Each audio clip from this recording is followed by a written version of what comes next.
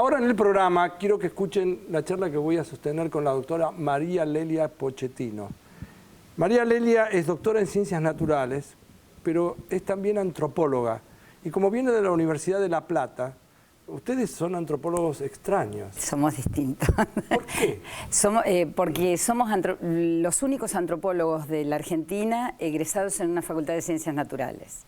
Normalmente la antropología se cursa en facultades de humanidades o de filosofía y letras, ¿no es cierto?, sociales. Ustedes trabajan en algo que a mí me resulta muy interesante, que es el concepto de piratería. Presten atención a esto porque uno dice piratería, yo conozco piratería en software, etcétera, pero piratería en botánica o en etnobotánica, ¿a qué se refiere? Bueno, el término lo acuñó una organización, RAFI, Rural Advancement Foundation, y ahora es el grupo ETC. La década de los 90 y refiere fundamentalmente a la apropiación de los saberes tradicionales acerca del, en el caso de la biopiratería, acerca de los organismos biológicos. Y esos saberes locales son resultado de milenios de exploración sobre la naturaleza. Usted me tiene que dar algún ejemplo. O sea, acá yo lo que estoy tratando de entender es lo siguiente. Los laboratorios, por poner un ejemplo, porque usted está buscando la vuelta para ser muy políticamente correcta. Los laboratorios ven, o algunas multinacionales ven, que hay un conocimiento que tienen, por ejemplo, ciertos grupos indígenas, aborígenes, o simplemente porque están hace mucho tiempo y conocen algunas propiedades de algunos elementos. Se apropian del saber, se apropian del objeto. Las dos cosas puede ser. Puede ser la apropiación sobre el saber o la apropiación. Bueno, hay varios. A mí el que más me gusta siempre dar es el de la maca, porque es de la maca. Que le dicen el Viagra peruano porque es un estimulante, está muy de moda desde la década de los 80. Me gusta porque tiene final feliz. La maca era un tubérculo, en realidad es una raíz muy parecida al rabanito, que es nativa de dos departamentos de Perú, de los departamentos de Junín y Pasco, en el centro de Perú. Tradicionalmente, cuando llegan los españoles que dejan registro escrito, se sabía que la maca sumergida, es decir, se hacía un extractivo alcohólico puesta en alguna bebida alcohólica y eso después se tomaba, se utilizaba como estimulante y que incluso se le administraba la raíz directamente a los animales para que tuvieran partos múltiples. En el siglo pasado, a partir de la década del 60, se empiezan a estudiar, por ejemplo, hay trabajos que dan cuenta de que aumentaba la producción de testosterona en ratas, y a partir de ahí, bueno, se fue instalando primero localmente y después a nivel internacional como un estimulante. ¿Y quién vino y se llevó ese saber? Que, bueno, le puedo decir el nombre de la... Usted dígame lo que quiera. Lo que quiera. Bueno, hay muchísimas patentes sobre la maca. Una de ellas, por ejemplo, es la empresa Pure World, que lo que hacía era un extractivo alcohólico, por supuesto de otra manera. Y acá aparece entonces cómo juegan los registros de esos saberes tradicionales, ¿no es cierto? Ahora, pero lo que yo no entiendo es lo siguiente. Yo no sé cómo viene la maca en sí misma, pero alguien no se puede apropiar y decir, sea indígena o no indígena, decir las plantas estas son nuestras, las vimos primero. ¿Es así? No. En ninguna parte, en Estados Unidos sí se puede patentar la planta. ¿Se patenta la planta? La planta. Hubo un registro con la ayahuasca, que es otra planta tradicional, pero es el único lugar.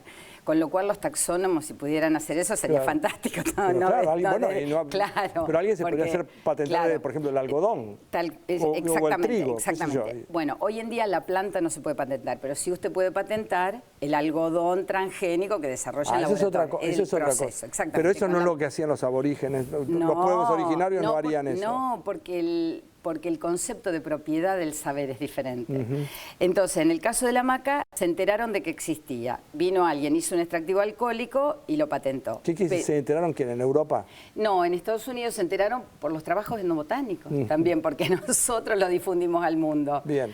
Entonces, vino alguien, lo patentó y lo promueve como el Viagra peruano. Hoy en día hay suplementos dietarios y demás. Perú, a través del INDECOPI, que es el Instituto de Propiedad Intelectual, sobre la base de los trabajos etnobotánicos que dan cuenta de que esos saberes eran ancestrales, preeuropeos y demás, protesta esa patente. Ajá. Y logra la revocación. Ah, se revocó. Se revocó. Por eso le digo que tiene final feliz. La ayahuasca no tuvo final feliz. Ahora, de todas maneras, ¿maca hay únicamente en Perú, en esa zona? En ese momento, sí. Porque ahora me imagino que se puede replicar, se puede reproducir. Ahora se puede hacer. Lo que pasa es que Perú había protegido, como era exclusivamente de esa zona, Perú había protegido la exportación de material reproductivo de maca.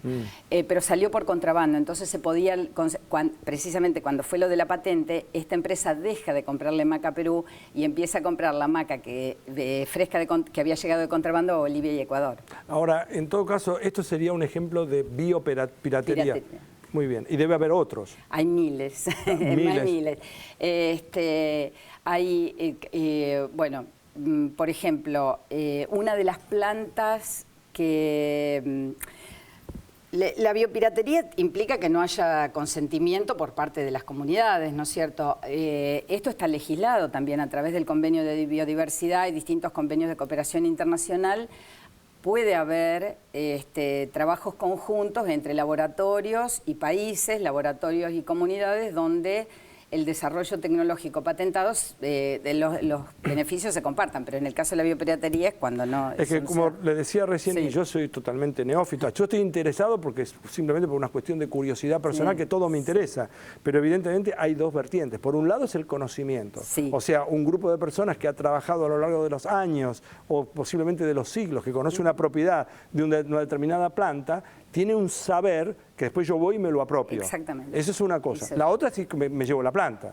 Sí. O le copio la planta. Sí. Porque veo ahí estamos, esa es una cosa más ambigua, más difícil. Eso ahora, pero al que dicen que tuvo el honor de ser el padre de la biopiratería fue un inglés, Henry Wickham, que se robó las semillas de caucho de Brasil. Las plantó primero en el Kew, después la llevaron a la península indomalaya y ahí se desarrollaron las plantaciones de caucho que hicieron, por ejemplo, que Manaos desapareciera como centro mundial del caucho. Ahora, eso también es biopiratería. Claro, pero la pregunta es, ustedes en tanto que antropólogas se dedican, porque uno acá debería tratar de proteger a los más débiles, o sea, aquellas personas que están, digamos, que tienen el saber y que se los están apropiando, van y se los hurtan. Pero esa no sé si es la tarea de un antropólogo, eso parece más la tarea de un abogado, o del propio país que tendría que tener políticas de Estado. Exactamente, eso es lo que nosotros... porque lo que aparece, en realidad la cuestión de la biopiratería y la apropiación se genera como un problema a partir de que la naturaleza se ve como recurso, es decir, desde los 70, 80, previamente a eso no había contradicción. Entonces nosotros nos empezamos a plantear cuál es nuestro rol como etnobotánicos. Hasta ese momento era la búsqueda de nuevas fuentes, y ahí aparece la cuestión esta, bueno, darle voz y dar registro escrito a estas comunidades. Si se supone que como científicos lo que hacemos es difundir conocimiento original, lo que estamos haciendo es difundiendo el conocimiento originalmente generado por estas comunidades. Entonces somos como traductores o escribas. No, pero es que al mismo tiempo si yo fuera un dueño de uno de estos laboratorios iría a mirar en los papers de ustedes. Es que van, y ese fue el serio problema. Han ido. Y esta misma, una de las patentes se hizo sobre la base de un trabajo etnobotánico de 1981 y el gobierno peruano utilizó el mismo trabajo para decir, pero acá queda sentado que nosotros fuimos los primeros que descubrimos, digamos, las propiedades de esta planta. ¿En qué condiciones estamos hoy? ¿Cuál es la puja hoy en el siglo XXI sobre finales del año 2015? Bueno, fundamental. En este momento el tema con las plantas medicinales a lo mejor no es tan importante como lo fue hace 20 años, ¿no es cierto? Porque bueno, los desarrollos farmacológicos pasan por otro lado. Pero ¿por dónde viene la cosa ahora? Con las semillas transgénicas, fundamentalmente, claro. Fundamentalmente eso, porque bueno, el maíz es originario americano y sin embargo el maíz se lo han apropiado distintas empresas y es más, el maíz es originario de América, pero todavía hay dudas de qué parte de América es. Entonces cuando hablamos de compartir beneficios, ahí aparece otra de las aristas del problema. ¿Con quién se comparten los beneficios de los saberes que estaban distribuidos a lo mejor a lo largo de un territorio que hoy en día ocupan 5 o 6 países? ¿Con quién? Yo me quedaría charlando con usted mucho tiempo porque es muy sé. interesante el tema. Me gustaría, para terminar, que me dijera porque el objeto suyo de estudio ha ido cambiando. Totalmente. Es dinámico. ¿Cuánto tiempo hace que hace esto? 5 años. 30. No, Yo, sí. No, creí que me preguntaba este tema. Yo desde que me recibí, hace más de 35 años que me doctoré. Pero de 35 años para acá han cambiado tantas cosas para usted. Totalmente, por eso le digo. ¿Qué es lo que tiene ahora? Cuando se levanta a la mañana y va a su laboratorio, ¿qué piensa? ¿Qué pienso? Sobre todo esto, ¿qué hemos hecho hasta ahora como endobotánicos, ¿no? ¿Cuál es nuestro rol y cuál es nuestro compromiso con estas comunidades a las que pretendimos ponerle voz y hay veces que sentimos la culpa, ¿no es cierto?, de que otros se hayan apropiado de esos saberes. María Lelia Pochettino. El apellido Pochettino es muy conocido de la zona del Piamonte. Sí. Aquí en la Argentina, la doctora Pochettino es originalmente de Esperanza, en Santa Fe, como muchos de los Pochettinos, bueno, ya no sé si muchos, pero digamos los que vinieron de Italia se radicaron evidentemente en la zona de Santa Fe. Sí. Gracias por haber venido. No, gracias Fue un gusto a ustedes tenerla por acá. invitarme. Seguimos aquí en Científicos Industria Argentina.